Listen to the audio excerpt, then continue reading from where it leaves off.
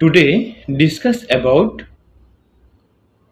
spinning GPS calculation. আজকে আমি spinning এর জিপিএস কিভাবে ক্যালকুলেশন করা যায় সেটা দেখাবো। জিপিএস ক্যালকুলেশন করতে হলে আমাদের যেটা জানতে হবে সেটা হচ্ছে যে given spindle speed, spindle speed ধরুন 16,000 rpm, spindle speed 16,000 rpm। এবার হচ্ছে যে কাউন্ট ইকুয়াল ধরে নিলাম 30 NE, অর্থাৎ 30 কাউন্টের স্পিড আছে 16,000 rpm, কাউন্ট ধরে নিলাম 30 NE। এরপর হচ্ছে টিপিআই ধরে নিলাম 19.20।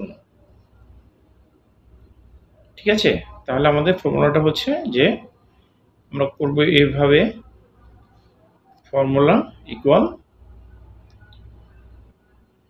7.2,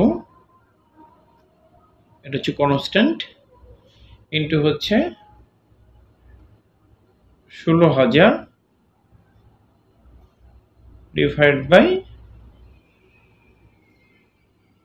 অর্থাৎ 7.2, এটা হচ্ছে স্পিড,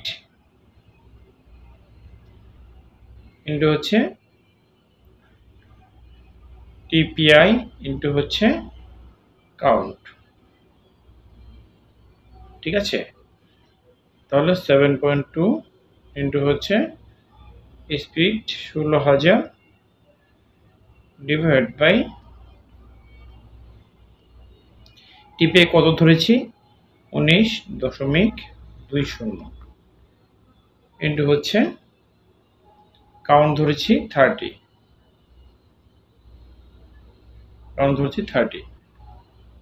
তো এরকম হতে পারে যে আপনারা ধরুন আপনি জিপিএস বের করবেন 24 কাউন্টে কিংবা 20 কাউন্টে, সেক্ষেত্রে তাহলে আপনার 7.2 ইন্টু স্পিড ধরুন 24 কাউন্টে 14,000 দিয়ে দিলেন, আর 20 কাউন্টে দিলেন যে 12,500 বা 12,000।